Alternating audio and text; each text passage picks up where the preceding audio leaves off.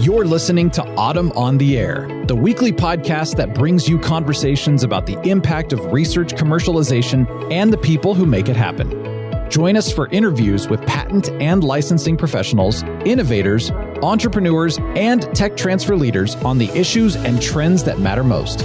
Keep listening for an inside track on the people, IP policies, and politics changing our world.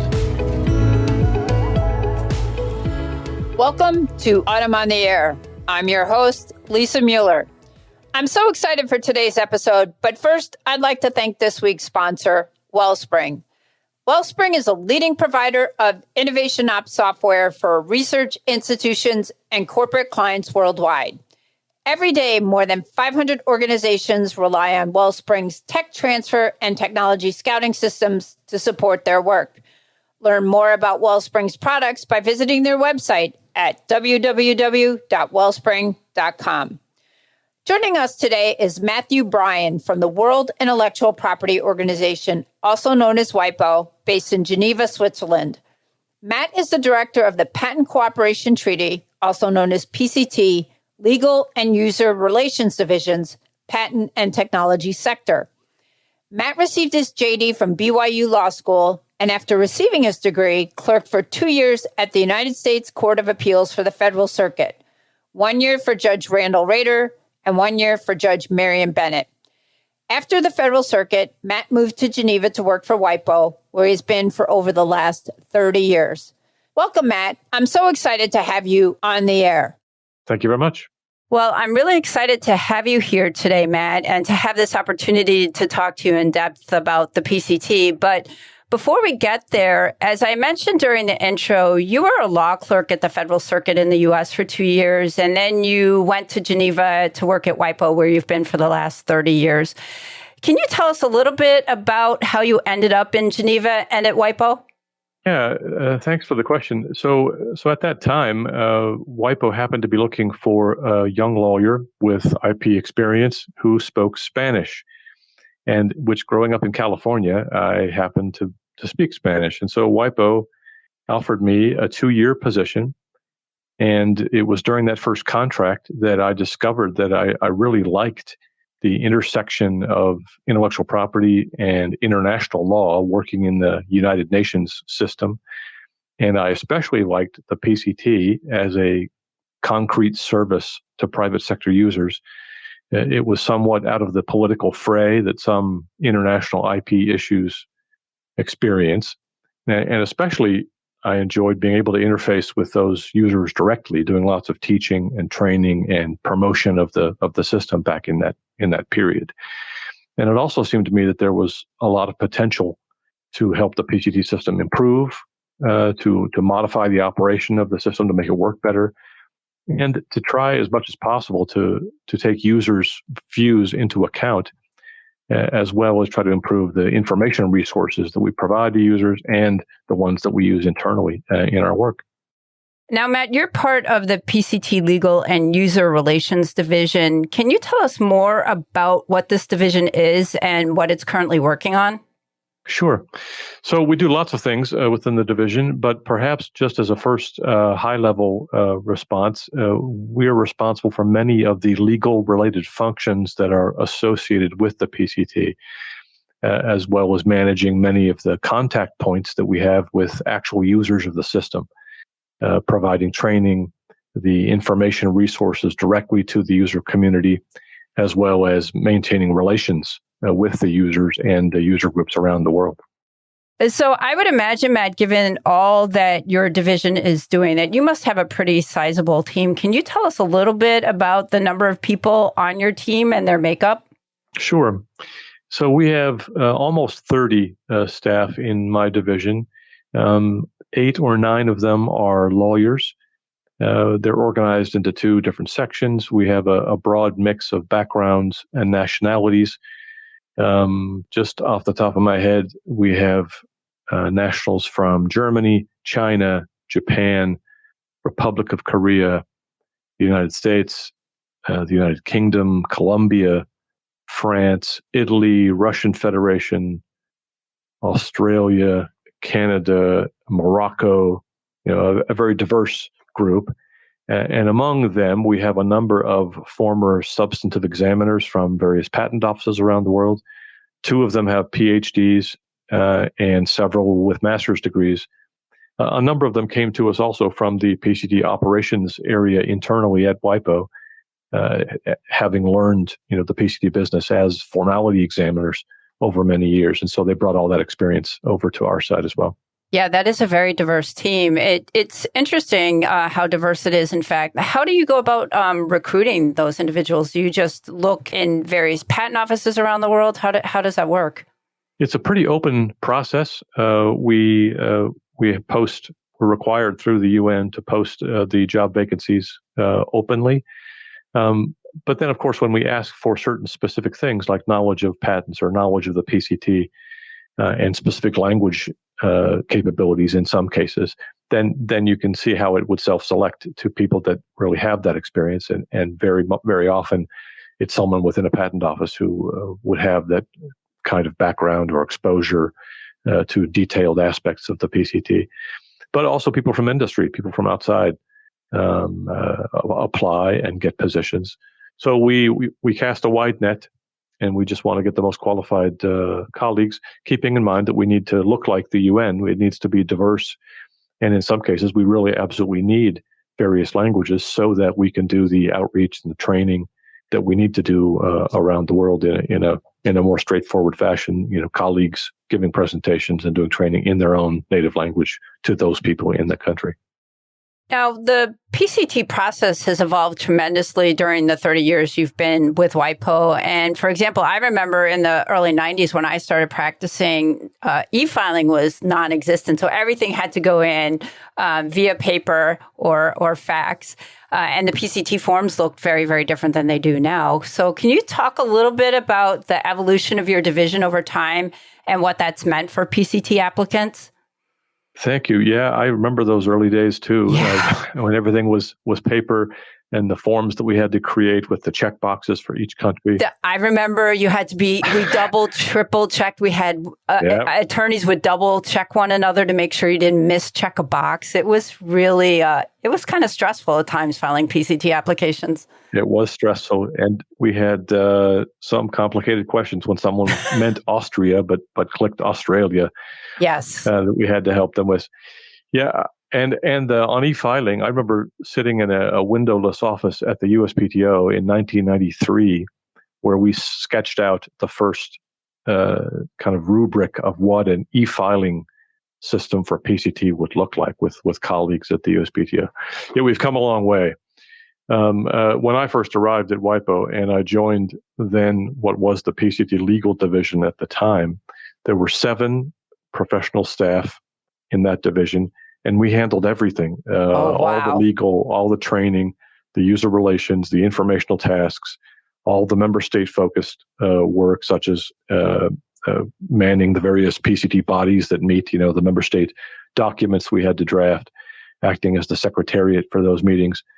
But then back then, there were between 50 and 60 member states at the time, and very few searching authorities. It was a much smaller, more limited system back then. We did everything really that wasn't the actual processing of the applications and the IT work such as it was back in the day. But over time, as the number of member states grew and as the needs of the users for information and training also grew, then the division also expanded. We hired more people. We brought in more capabilities linguistically and technically. And the way we created and distributed information also changed. As some of your listeners may remember, there was a set of orange ring binders back in the day that I remember those, yeah. The PCT applicants guide, yes, many years ago, and it was a loose leaf service. It was a subscription model, so people had to pay to get these updates, and it was only updated twice a year. We would send out a big bundle of updates that you would slot into your loose leaf. But of course, over time, as you mentioned, with the significant technology changes that we've all lived through, that important resource for users has evolved into an online free publication on the website, updated now by my colleagues in my division every week, which of course we think is a much better service for the user community. Similarly, the monthly PCT newsletter that we started, I think, in 1994, began on a subscription model and is now freely available, and we publish it every month, and you just can subscribe and get notified that it's been published. We also began to use webinars for PCT training in 2009, long before the pandemic made that really the only way to do so. And we also began our InfoLine service out of our division in 2002. This was a user information service to field direct questions from users and potential users by phone and by fax at the time, and email to provide a point of contact for general PCT user questions. So as demands grew, that one small PCT legal division split into separate divisions with more division of labor and division of responsibility. And we now have 3 divisions handling all that work. One that handles issues specifically with member states. Most of that work is mainly with developing countries. That's called the International Cooperation Division. And then one which handles mainly the PCT working group and the other member state bodies, as well as the ongoing development of the EPCT system that you mentioned. That's called the PCT Business Development Division, in addition to my division. Yeah, it's an incredible amount of work that all 3 of those divisions, I think, are putting out constantly. And speaking of volumes of work, I wanted to ask you, I know in 2021, there were about 278,000 PCT applications that were filed, and that was about almost a 1% increase over 2020. Were you surprised that the number of filings increased from 2020, given the fact that we were in the middle of a global pandemic? And then I'd like to also know how it was for your team during that time handling this volume, given the fact that we were in the middle of this pandemic. Yes, I have to admit that I was surprised, pleasantly surprised, of course, to see that even during the pandemic, the filings continued to rise, which I think is a testament, really, to the continued R&D among PCT users around the world. And we have to acknowledge too that in the vast majority of cases, a PCT application is a second filing. So it's a follow-on filing to an application that was filed the previous year. So the R&D was done before that. The first section within what we call the PCT Yearly Review, it's an annual publication we put up on the website, and listeners can find the 2021 version up on the main part of our website. It contains a really interesting analysis on just this particular topic, how the COVID-19 crisis affected PCT application filings. And it comes to the conclusion that when you view things through the lens of PCT filings, the COVID pandemic quite predictably mirrored previous economic crises in prompting a temporary downturn in IP activity, but that downturn appears to have been shallower compared to previous crises and relative to overall declines in output. And in addition, the evidence that we had suggests that innovation responded in a way that reflects the unique nature of this pandemic. That is, the application data indicates that almost an immediate uptick in patenting for health-related technologies, although, we have to say it remains a little early to assess properly the true scale and the nature of the invention response. On how my team adapted to all that work during the pandemic, it was through the foresight of our IT folks, that they are another division in another part of the PCT, who really had prepared very quietly a system that would allow colleagues to work from home. And from one day to the next, we were told, that's it, everyone's working from home. We're shutting the buildings, you have to go home. They flipped on this system they had developed, and all of our, almost 400 staff, I think, that work in the PCT part of WIPO were able almost seamlessly. I mean, it took a few days to work out some kinks, but everybody went home, was able to access everything they needed through the systems that were provided, and the work almost without a beat kept moving thanks to the support we got from IT colleagues. So we've been able to collaborate thanks to tools like Zoom and others, have our meetings, discuss with users, discuss with member states, issue documents, update the website. And now we're back in a hybrid mode. But it was an initial challenge for people to get used to. But I'm so proud of the work that the team did, and how with great aplomb, as they say, they just took it on the chin and got everything done. And we really haven't missed much of a beat in keeping the work going. I would say, as a very active user myself of the PCT system, I didn't notice any hiccups, and I think a lot of my colleagues would say the same thing. That it seemed like there was everything worked flawlessly, at least from the outside looking in during the pandemic. So congratulations. That's really nice to hear. So, Matt, you mentioned earlier that you and your team are responsible for many legal-related tasks associated with the PCT. Could you give us some specific examples of some of these tasks? Sure. Let me explode that out a little bit more.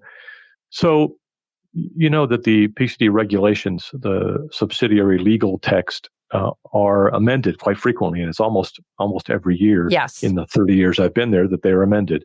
Now, when a set of regulations gets amended, there's a whole bunch of implementation tasks that are required in order to get those regulations into real practice.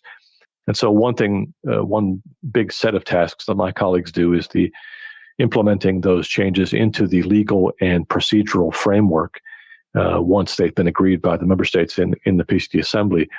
So we have the text that's been agreed by the Assembly. We then need to draft the changes to the PCT examination guidelines, the PCT receiving office guidelines, the changes to the administrative instructions, the changes to the forms, the changes to the online systems, both applicant-facing and internal systems, to make sure that all of this is then consistent and understandable, and then provide legal and strategic advice to the users about the new changes. So lots of training and outreach to update them, make sure they're aware of the changes. And then, of course, part of the raising awareness is making sure that those changes get explained in the newsletter, implemented in various changes in the applicant's guide, in texts on the website, etc. In addition to things about amendments to the regulations, we provide legal advice to our colleagues in the PCT operations division, the ones that are actually doing the formality examination of applications in specific cases and specific situations. We also, because of our contact with users, often get really good ideas coming into us about things we ought to add to the system or things we ought to fix in the system. So we work up those changes and review them and create legal and policy and practice changes for the system as a whole based on all the feedback that we get. My team also functions as kind of the problem solvers, really, for the whole internal PCT system at WIPO. So problem cases, special handling cases, something that results from a problem with a legal issue or a procedure, or from offices. We get lots of questions and issues from various receiving offices and even searching authorities around the world, and from our colleagues in the operations area, that something comes up and they don't know what to do, and they kick it to us, and my colleagues then sit down and work it up and figure out what to propose. We also get offices coming to us and asking for advice on preparations for acceding to the PCT, for joining the system, and then implementing their own system. That can be reviewing their draft legislation or draft regulations for consistency with the PCT legal framework. Then we have another legal function, which is the PCT Gazette, it's called. We now call it the PCT Official Notices.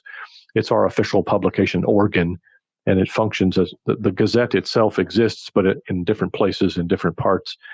The Official Notices part is a part of the Gazette that we are required to publish every week to publish certain legal information or information that has a legal character as an official announcement, a way to notify people.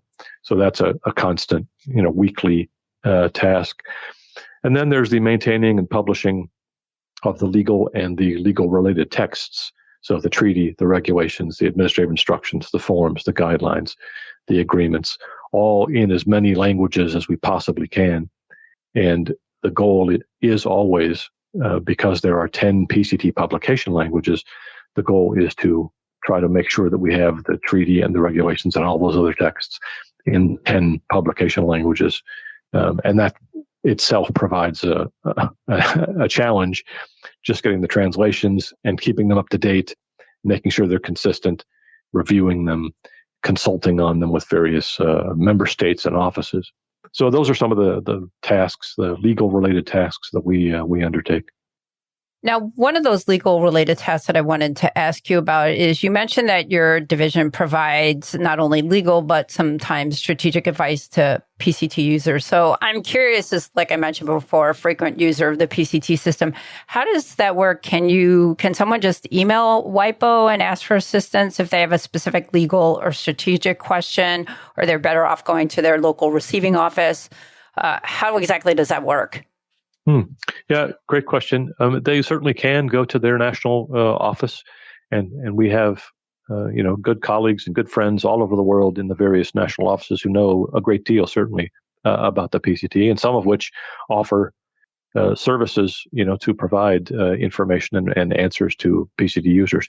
We have such a service at WIPO, so yes, you can just send an email to us. It's the PCT Information Service. Colloquially, we call it the PCT Info Line.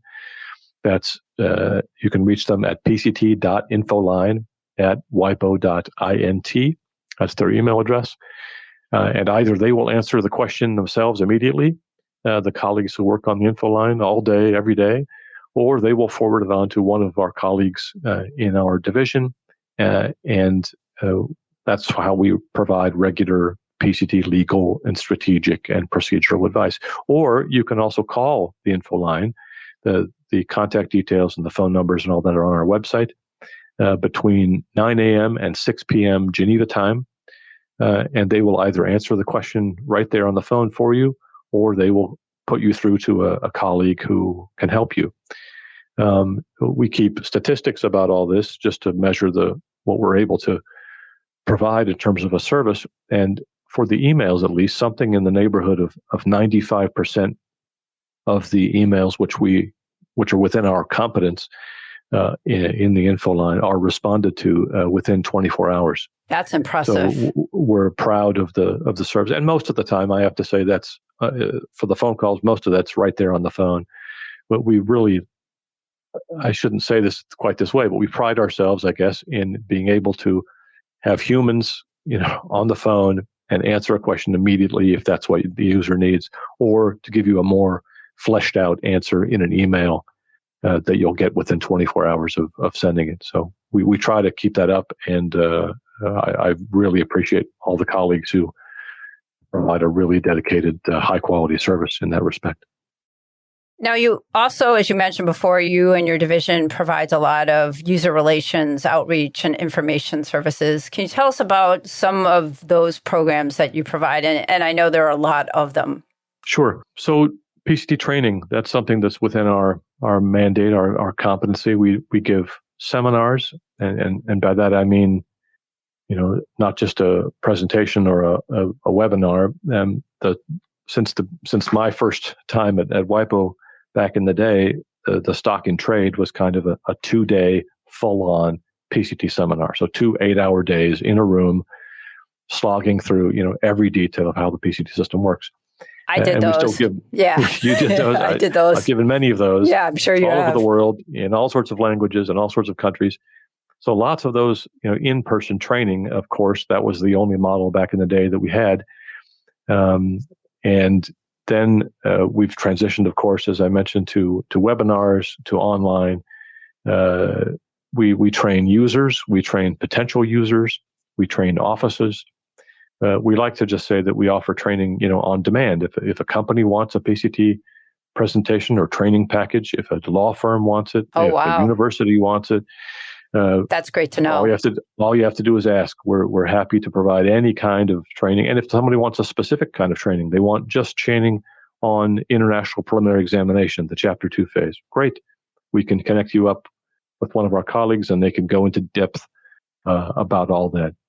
So there's the seminars, the webinars, individual presentations. If you want just an update on what the most recent and future developments are in the PCT, we can do that via webinar, via video conference, via teleconference, in person. I mentioned the InfoLine service. That's one direct way in which we do outreach. And then we spend a lot of time trying to do active outreach ourselves to get in contact with the users and the potential users, the companies, the research institutions.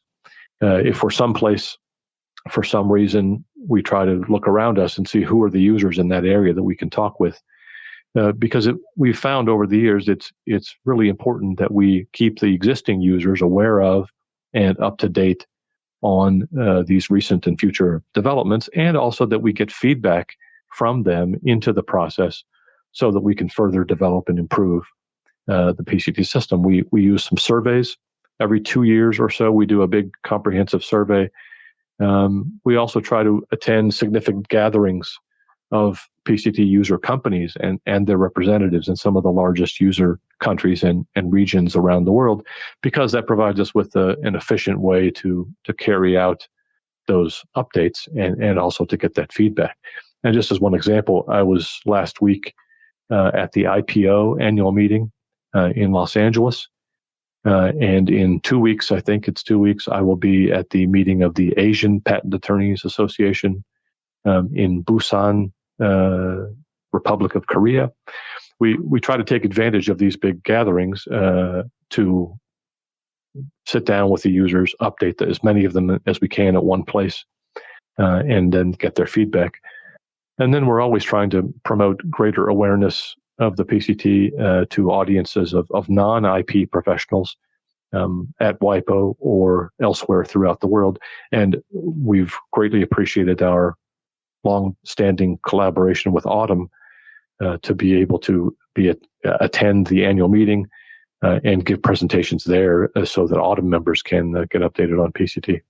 Well, Matt, you mentioned at the outset of the podcast about how back when you first started with WIPO, there were only about 50 or 60 member states. And it's hard to believe now there are about 156 countries that are members.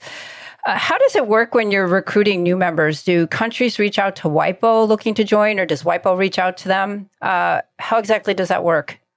Yeah, it's changed over time a little bit. It's depended a bit on the personality of the Director General. I mean, I think I'm on my 4th or 5th Director General now. Back in the early days, Dr. Bosch, who was the kind of the father of the PCT system, he was the secretary to the diplomatic conference in 1970 when the PCT was established. He felt very proprietary about the PCT. He was a bit more hands-on, and he would encourage countries quite actively to join the PCT. I think over the years, we've become slightly more diplomatic, and we don't push them. We generally wait for them to come and tell us. And the way it generally works is that countries will express their interest in learning about the PCT and asking what they will need to do to be in a position to join it. And as a result of those initial conversations between myself, my colleagues, and the government officials from those countries, then they generally request some training or kind of awareness building for their government, for their IP office, for the patent attorneys in their country. And in many cases also, they ask for this assistance that I mentioned before on bringing their legislation or their regulations into compliance with the PCT. So we're always available to assist governments in whatever ways they would like. As a UN organization, we are accountable to the member states, but we do sometimes check in with offices and governments to see if there's information they would like from us about the PCT or to see if they have any questions. But generally, it's them coming to us and saying, okay, now we're ready. We want to learn more. What can we do? How can you help us? And that's the way it generally works, at least in these more recent years. Yeah, and one question I frequently get asked from clients is, do you ever think you'll see countries that are not part of the PCT, which are pretty significant for some clients like Taiwan, Argentina, Pakistan? Do you think those will ever join the PCT? And I'm curious if you have a view on those. Yeah. Well, like I said, when I first started, there were between 50 and 60. And so the list of non-states or non-PCT states was quite long. And we've seen approximately 100 countries join over the last 30 years. And it's been encouraging to me personally, I think, to be involved in helping those approximately 100 countries to join. We do have 37 countries left. We keep track. We have a list which are UN member states and have not yet joined the PCT. I don't know that we will ever see all of them join in my lifetime, or certainly before I retire from WIPO. Pakistan, you mentioned it, they have been making some encouraging noises in recent years, including mentioning their plans to join the PCT in an intervention that they made just 2 days ago, this last Tuesday, during the Standing Committee on Patents that is being currently held in Geneva this week. So they said that they announced, publicly that we are working on joining the PCT. So that's always good. We've been in touch with them for some time and providing some assistance. And we've recently been in touch with Bangladesh, they've just passed a new patent law, and we are providing some assistance on their new patent regulations that will need to be prepared and harmonized with PCT, and many, many others. For Argentina, I wish I had better news to share, really. As I mentioned, I was hired because I spoke Spanish, and WIPO sent me to Argentina, I think, for the first time in 1994. And thus, you can see that my efforts have not yet been successful. Patents, unfortunately, have gotten very politicized in Argentina, and depending on the position of the government of the time, things either look good for PCT or they don't look good for PCT, depending. We have, over the years, made some progress there. We've met with members of the parliament in both houses, educating and establishing, I think, really good relations with the patent professionals in the country. We've held lots of events, seminars, discussions, working with the patent office, with relevant ministries. And there are actually many PCT users in Argentina currently using it on the basis of there being at least one applicant which has a nationality or a residence of a PCT contracting state. Particularly many users among universities and even some government research institutions, which is quite interesting. That they absolutely need to use the system, and thus they find ways to do it. But there are some particular national industries. I don't need to go into details that would appear to be somewhat strongly opposed to Argentina's PCT membership. And as a result, we continue to offer information and assistance whenever they're ready, as we do to other countries in the region, also such as Uruguay and Paraguay, who we also hope to see join the system in the not too distant future. And so, Matt, what are your thoughts about Taiwan? Well, I need to tread a little carefully here. It's a politically sensitive issue, as your listeners will probably know. First, it's important to remember that WIPO is one of the specialized agencies of the United Nations, like WHO and others that you know. Secondly, membership in the PCT is only available to states which are a party to the Paris Convention. This is set out in PCT Article 62. And the real crux of this and your question goes back to 1971. In 1971, the General Assembly of the United Nations decided that the People's Republic of China was the only representative of China within the United Nations system, and that the entity that is known in the UN context as Taiwan Province of China is not a state for the purposes of the United Nations. And since the United Nations does not consider Taiwan Province of China to be a state for its purposes, then it is not possible for it to become a party either to the Paris Convention, which is a precursor, or then to join the PCT itself. So, Matt, I wanted to ask you, what do you think is the most common misperception people have about the PCT process? Well, I think I would say that the perception probably that it's just terribly complicated. That it's so complicated that it's just hard to get your mind around it and be able to use it fully. And I just think that, like many things, it has levels of detail that take some time to get used to, get your mind around. Like any other detailed topic, it can be learned. If you use it a lot with experience, like anything else, it becomes something that you understand and you see how to use it well and strategically. I think one of the other common misconceptions is that because people identify the 30-month time limit so much with the PCT, then those who are not as well versed in it believe that once you file a PCT application, you are somehow stuck in the international phase for the full 30 months. And that, of course, they need to be disabused of that notion that there's always the possibility of an early national phase entry when it would be helpful or strategic, in fact, for you or for your client. What about mistakes? I mean, we all make mistakes. And do you see some common mistakes that applicants make during the PCT process? Yeah, I mean, certainly there are mistakes.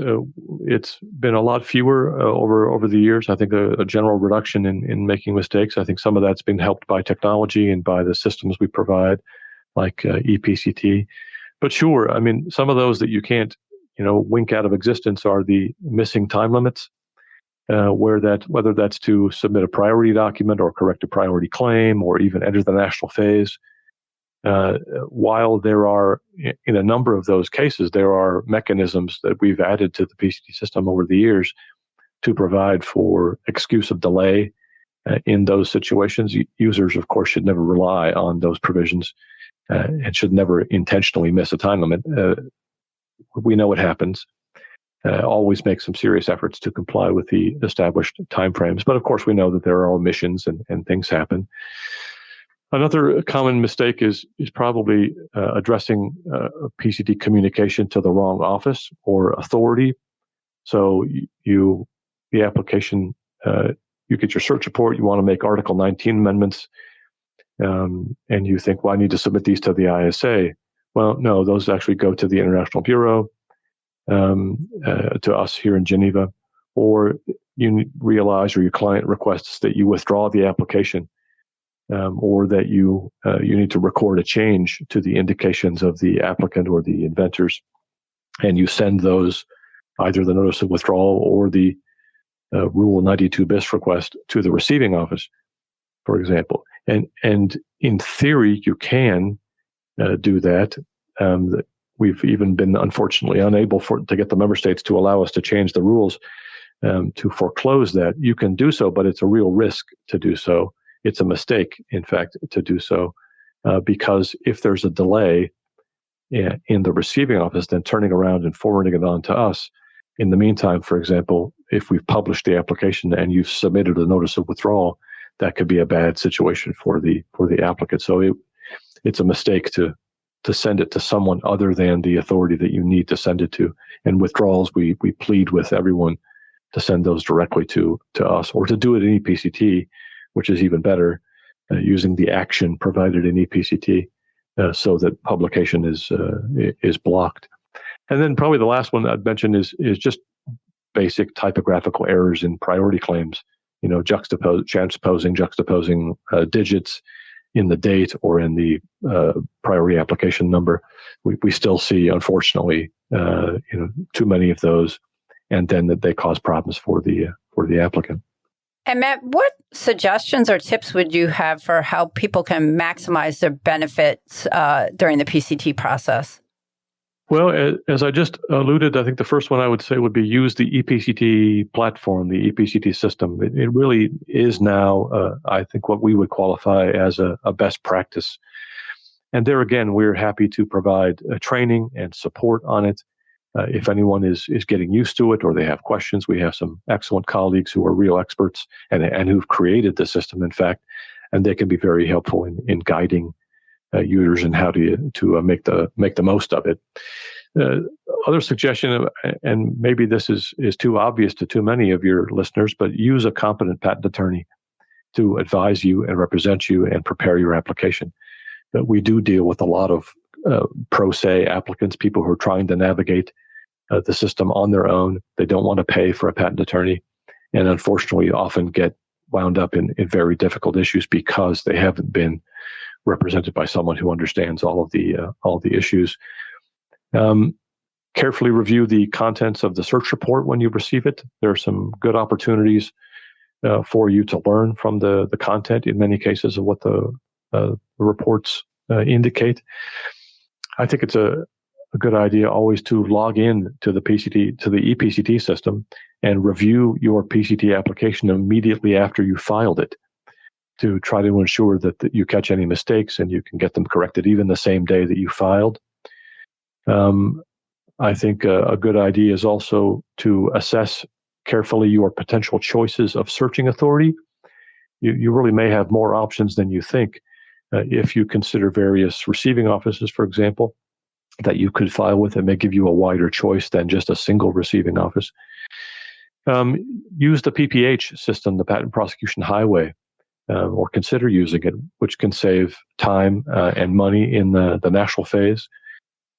We always encourage users to review all the forms and all the invitations they receive during the international phase. They do provide useful reminders and information. Not because we're trying to get any business for the receiving office here at WIPO, but you really ought to consider filing at the receiving office of the International Bureau, as we call it, because there are a number of reasons why you might want to at least consider it, including that issue of a wider range of searching authorities. If you have applicants from various countries, you may all of a sudden have a wider range than you previously thought. And then use the PCT mechanism for recording changes. This is under the Rule 92 bis that I mentioned a minute ago. Before entering the national phase, try to get all those done before you hit the national phase time limit, because it does save you time, it saves you money, and hopefully you have easier access to the inventors and things like that than you may have once you've entered the national phase. Well, Matt, as the podcast comes to a close, if you could have any 3 wishes or a vision realized for your division, what would that be? Great question. Can I name four wishes? I have 4 wishes. Sure, go for it. Number 1, all the countries of interest to users would join the PCT. I love that wish. From my lips to God's ears, as we say. Yes. Number 2, that all PCT member states would use the PCT as intended, and that would include, I think, bringing their legal frameworks into compatibility with the PCT legal framework. We, in one of those tables that we have consolidated for users on the website, you can still see that we have approximately 100, the neighborhood of 100 individual country incompatibilities with particular rules. And that means that certain protections that we've implemented in PCT aren't available to applicants from certain countries or entering the national phase in certain countries. So that's number 2, the changing of their legal frameworks and withdrawing all those notifications of incompatibility. Third, that all offices, I think, would in the national phase stand behind the PCT work that they themselves undertake in the international phase. One of the main reasons why the PCT was created in the first place back in the 1960s was to reduce unnecessary duplication. And so when an office as an ISA carries out work, we believe it's essential for that office to take that work, maybe do a top-up search on it to see what else has become available, but to stand behind that work when that same application enters the national phase before that same office. And lastly, that all offices would send to us at the International Bureau in a timely way the national phase entry data that they are legally required to do under the PCT regulations. We want to turn that very useful data into tools and into analytics for users, but we need good and complete data, and we don't always receive it from the offices. Those are my 4 wishes.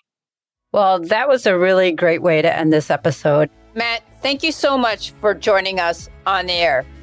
Well, that's a wrap for this week's show. Thank you again to this week's sponsor, Wellspring. Catch you next time on the air. I'm your host, Lisa Mueller, signing off. Thanks for listening to Autumn on the Air with Lisa Mueller. Get social with us and share your thoughts. You can tweet us at AUTM or visit us online at AUTM.net. We'll be back next week on the air. Be sure to join us.